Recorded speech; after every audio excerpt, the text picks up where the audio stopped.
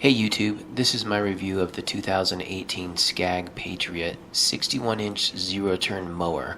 Before I get into the details with that though, I wanted to mention some of the other mowers I checked out, some of the lessons I learned along the way, and why I ultimately ended up buying the Patriot. A quick disclaimer, I'm not an expert on lawn mowers.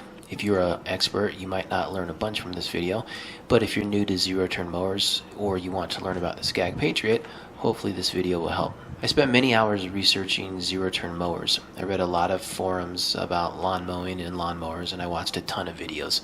Very quick background on why I ended up even needing a zero-turn mower.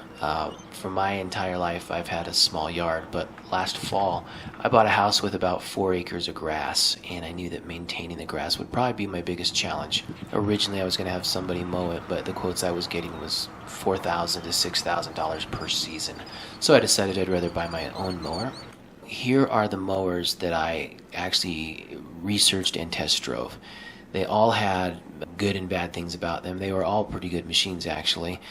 The John Deere felt like a really nice machine, and the dealer was great, but it felt maybe a little bit underpowered for what I needed. The Gravely was awesome, and it was the one I actually almost bought. It probably had the best ride out of any of them. I rode the Kubota, and it felt extremely solid. It was a good mower, but the ride wasn't very good. So ultimately, I bought the Scag because they seem to consistently have the best reviews from lawn mowing professionals. It rode very nice, and actually it seemed like the best built of all of them. At the price point that I was looking at, the Scag beat the competition in pretty much every spec that was important to me. Specifically, the engine. Now, one thing that I learned is there's different engine makers out there, but Kawasaki seems to have the best rated engines out of all the mowers I looked at.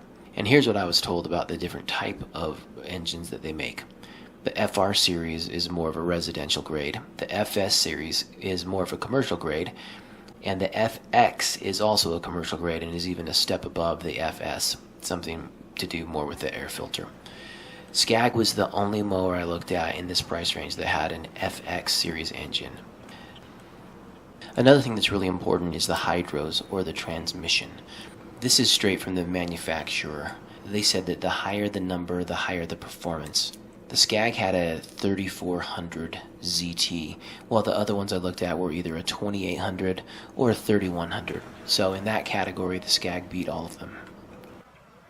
I think for 2018, the Scag said that they upgraded the chair and it made it much more of a comfortable ride. So as I rode in it, it was very nice. And you may not think that's that important, but if you're sitting on that thing for 2 or 3 hours straight, and you got a really bumpy ride versus something that's really comfortable, it does make a difference in my opinion. And the Scag was really a comfortable ride for me. Probably the most important thing is, how does the machine cut the grass? I've had it now, I've done 6 hours on it, and I've got a feel for how it maneuvers and the job it does. I can tell you it is an incredible machine.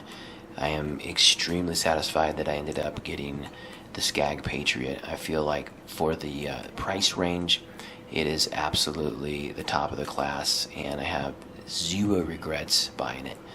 Here's a little bit of me riding it to give you an idea, as much as I can on the video, what it looks like and sounds like when you're operating it. Thanks for checking out this video, and good luck on your search.